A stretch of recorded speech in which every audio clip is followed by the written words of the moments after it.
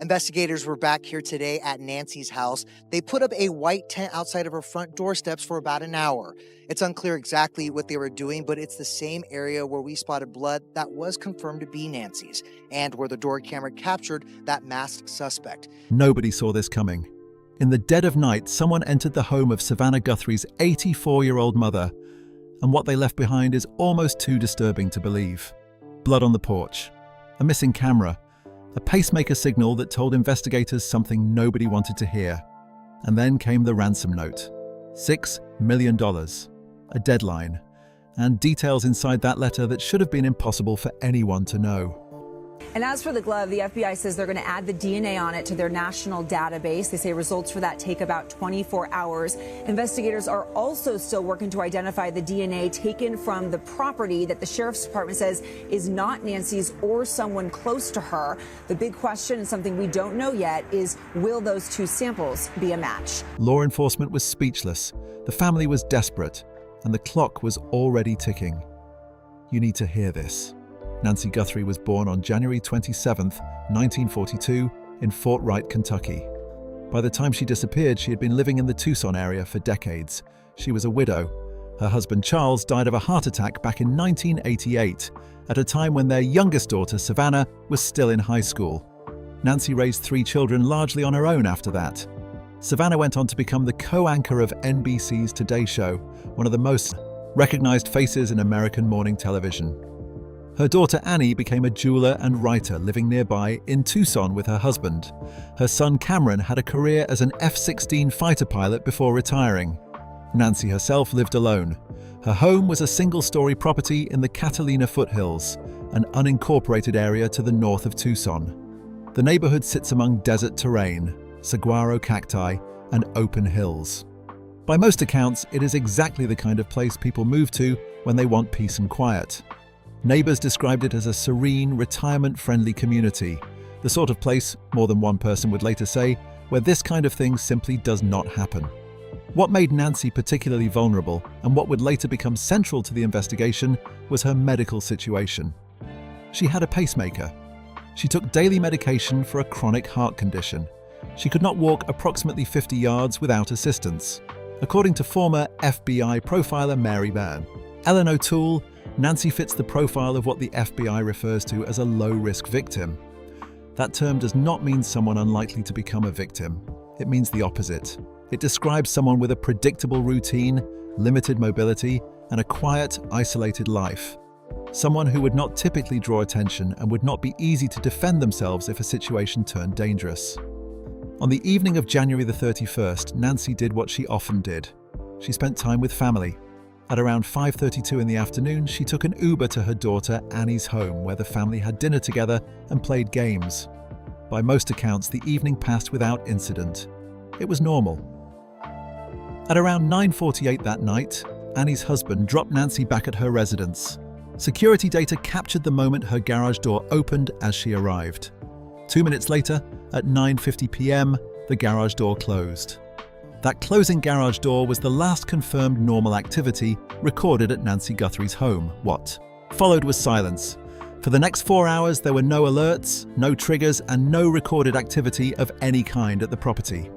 Then at 1:47 in the morning on February the 1st, something changed. Nancy's Ring doorbell camera disconnected.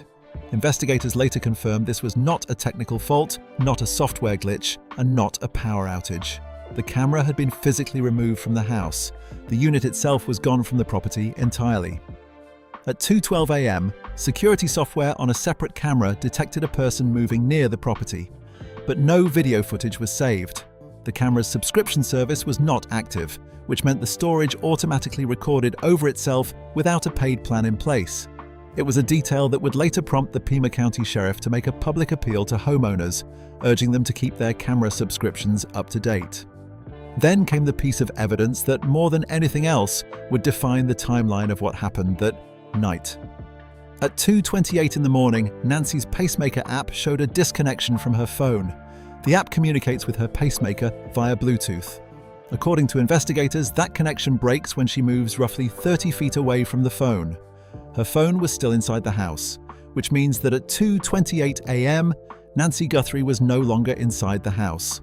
That left a window of 41 minutes, from 1:47, when the doorbell camera was physically taken down, to 2:28, when Nancy's pacemaker signaled that she had moved far enough away from her phone to break the connection. 41 minutes. In abduction cases, law enforcement professionals and former FBI agents consistently describe the same pattern. A kidnapper gets in and gets out. They do not linger. They do not spend nearly 3/4 of an hour inside the home of the person they are taking. And yet, that is precisely what the evidence here suggests happened. Former FBI agents who later analysed the timeline publicly raised a number of possibilities. One was that the intruder may not have entered the home with the intention of taking Nancy at all. The theory, raised during broadcast analysis, was that someone may have broken into the house to search for something specific: documents, records, or some other item. And that Nancy may have woken up during that intrusion, triggering a confrontation that changed the entire nature of what happened that night. It would explain the time. It would explain the blood that investigators would later find on the front porch, confirmed through DNA testing as belonging to Nancy Guthrie. It would explain why her phone, her Apple Watch, and her daily medication were all left behind inside the house. The medication point is not a minor detail. Nancy Guthrie needs that medication to survive. Her pacemaker manages a cardiac condition that, without ongoing treatment, carries serious risk on its own. Every hour without it mattered. Every day compounded the danger to her life, entirely independently of whatever else may have been happening to her. By the morning of February the 1st, Nancy had missed her regular routine. Family members grew concerned. At 11:56 a.m., they arrived at her home and found she was gone. Her phone was sitting on a surface inside. Her watch was inside. Her medication was inside. At 12:03 p.m., the family called 911. Deputies from the Pima County Sheriff's Department arrived at 12:15. What they found when they approached the front of the house stopped them: blood droplets on the front porch. Testing would later confirm the blood was Nancy's. According to one law enforcement source cited in media coverage of the case, it appeared as though she had fought. Something had happened on that porch or patio as she was being taken from her home. An 84-year-old woman who cannot walk 50 yards without help had, by all physical indications, not gone quietly. Sheriff Chris Nanos declared the property a crime scene immediately. Homicide detectives were brought in from the very beginning of the investigation, a decision that drew significant attention from observers. Bringing in homicide detectives at the outset of a missing person case signals that investigators are already considering the possibility that the outcome may not involve a living victim. Drones were deployed. K9 units swept the surrounding desert terrain. Helicopters circled the area. Border Patrol resources were brought in. More than 100 law enforcement personnel were involved in the search across the desert landscape surrounding Nancy's neighbourhood. The FBI joined the investigation and announced a reward of $50,000 for any information that led to her recovery. A neighbour reported seeing an unmarked white panel van in the area in the days before Nancy disappeared. It was added to the growing list of leads that investigators were working through. The home itself showed signs of forced entry. No valuables had been taken. Nothing about the scene pointed to a burglary. Whatever had brought someone to Nancy Guthrie's home in the early hours of February 1st, it did not appear to be opportunistic. It looked from the very beginning like something planned. And at the center of all of it was that number: 41 minutes. 41 minutes between a doorbell camera being physically pulled from a house and a pacemaker signal telling investigators that an 84-year-old woman was no longer anywhere near her own front door. 41 minutes that no one involved in the investigation and no analyst who examined the evidence publicly could fully explain. The morning of February 1st, 2026, marked the beginning of a criminal investigation that would grow far beyond anything a quiet neighbourhood in the Catalina Foothills had ever seen. Within hours of Nancy Guthrie's family calling 911, the property had been sealed off and declared a crime scene. Deputies from the Pima County Sheriff's Department had found blood on the front porch. DNA testing confirmed it was Nancy's. Homicide detectives had been called in from the start, and a search involving more than 100 law enforcement personnel, drones, helicopters, K9 units, and Border Patrol resources was already spreading out across the surrounding desert terrain. What investigators found when they went through the home added layer after layer of complexity to a case that was already deeply troubling. The house showed signs of forced entry. Nothing of obvious financial value had been taken. There was no indication of a burglary. Nancy's phone was still inside. Her Apple Watch was still inside. Her medication, the medication she depends on daily to manage a serious heart condition, was still inside. And the Ring doorbell camera that had been physically removed from the exterior of the property in the early hours of that morning was gone entirely. Whoever had entered that home had not come for jewelry or cash. They had come for something else, or for someone. The question that kept surfacing, the one that law enforcement officials and former FBI analysts returned to again and again in the days that followed, was the question of time.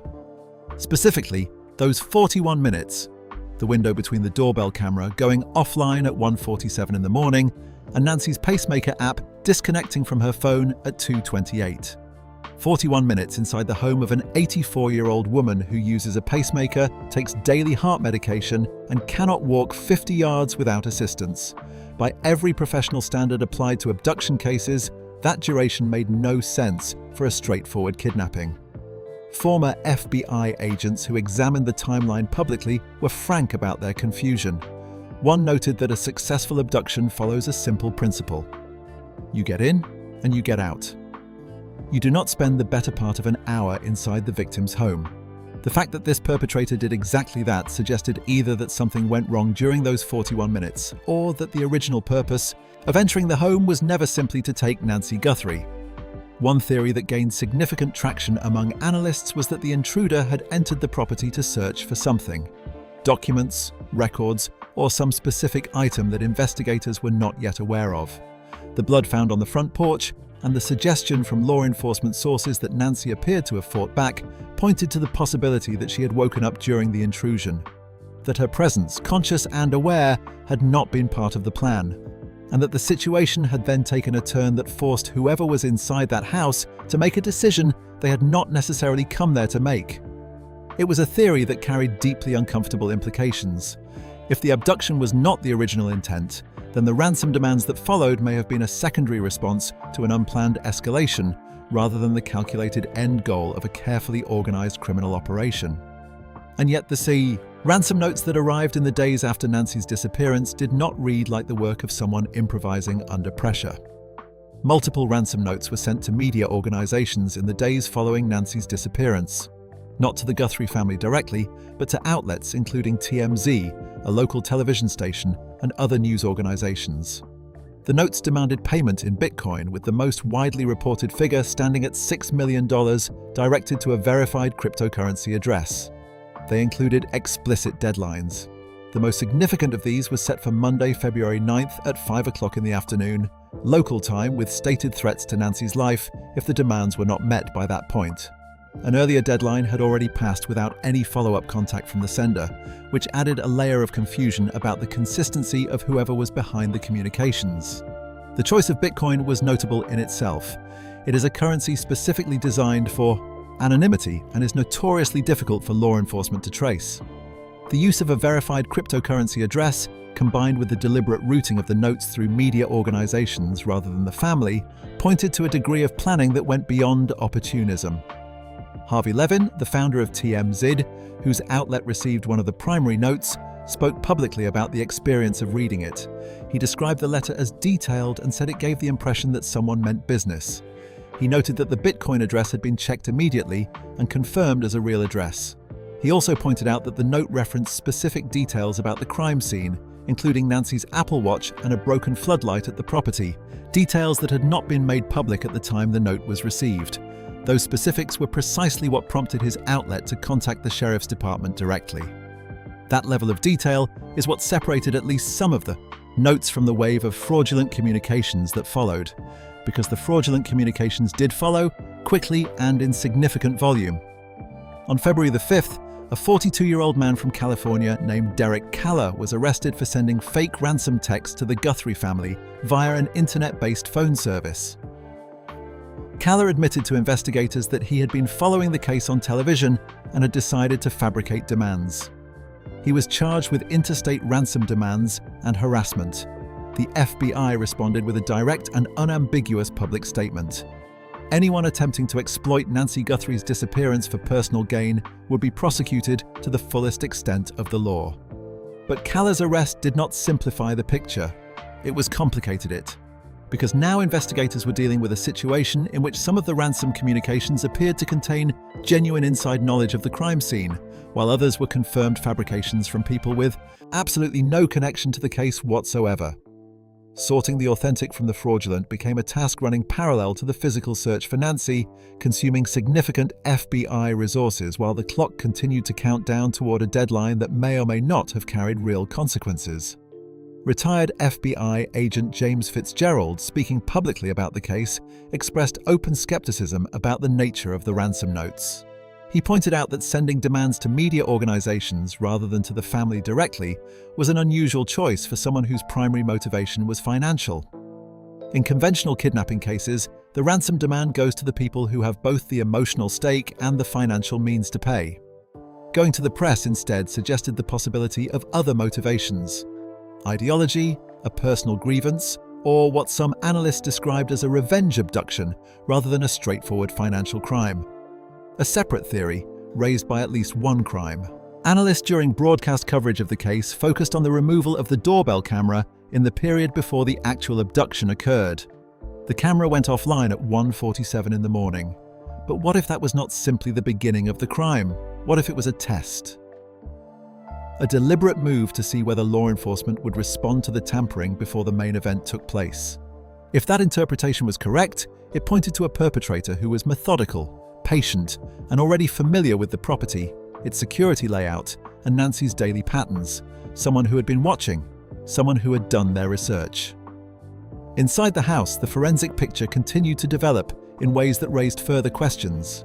Investigators disclosed that additional DNA evidence had been found inside the property and that it was awaiting laboratory results. The nature of that additional evidence was not publicly specified, but analysts covering the case raised the possibility that it could include biological material beyond the blood found on the porch, material that might point to a prolonged struggle inside the home, or to something significantly worse. One broadcast panel made reference to a similar case in a neighboring Arizona county from a few years earlier, in which a nighttime intruder had sexually assaulted and murdered an elderly woman in her home. The comparison was raised carefully as a possible parallel rather than a conclusion, but it reflected the direction in which at least some analytical thinking had begun to move. Sheriff Chris Nanos remained measured in his public statements throughout this period. He confirmed that he believed Nancy had been taken against her will, likely in the middle of the night. He stated publicly that he believed she was still out there. But the decision to bring homicide detectives into the investigation from day one had already signaled what the physical evidence inside that house was prompting investigators to consider. They were not ruling anything out. On February the 6th and 7th, investigators returned to the property. Vehicles were towed from the garage. A wired device was removed from the roof. K9 units swept the premises again. By this point, the case had fully and formally transitioned from a missing person inquiry into a criminal abduction investigation. The question of whether Nancy Guthrie had been removed from her home against her will had already been answered by the blood on the porch, the forced entry, the missing camera, and the pacemaker data. What remained unanswered was who had taken her, what they had been doing inside her home for 41 minutes before they did it, and whether 8 days after she was last seen closing her garage door at 9:50 on a Saturday night, she was still alive. While investigators worked through the forensic evidence and the FBI sorted genuine ransom communications from confirmed hoaxes, the Guthrie family made a decision that is relatively uncommon in active kidnapping cases. They went public. Not in a vague or peripheral way, but directly and deliberately, with a series of video statements posted to social media that were watched by millions of people across the country and replayed across every major cable news network. The first significant video appeared around February the 4th, 2026. Savannah Guthrie stood alongside her siblings, Annie and Cameron, and spoke to anyone who might be watching, including explicitly whoever had taken their mother. The message they delivered was built around a single, urgent reality. Nancy Guthrie needed her medication. She had a pacemaker. She had a chronic heart condition that required daily treatment to manage. Without that medication, every passing day increased the danger to her life on its own terms, entirely separately from whatever situation she was being held in. The family leaned into that medical reality with clear purpose, making it the centerpiece of their appeal. Former FBI deputy Director Andrew McCabe noted publicly that this approach was consistent with hostage negotiation strategies, humanizing the victim, emphasizing their physical vulnerability, and creating psychological pressure on whoever is holding them to keep that person alive and in reasonable condition. It was a message with a second message built inside it. They were cooperating, and their mother would die without intervention. What the family also did, and what law enforcement typically advises against in active kidnapping situations, was acknowledge the ransom demands directly and publicly. They confirmed they had heard the reports about a ransom letter in the media. They said, as a family, they were doing everything they could. And then, in a second video posted around February 7th, they went further than any of their previous statements had gone. They said they had received a message, they said they understood it, and they said they would pay.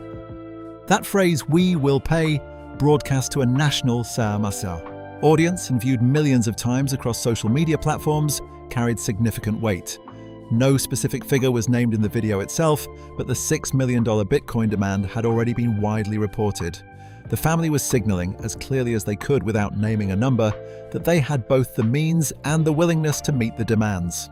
They wanted their mother back.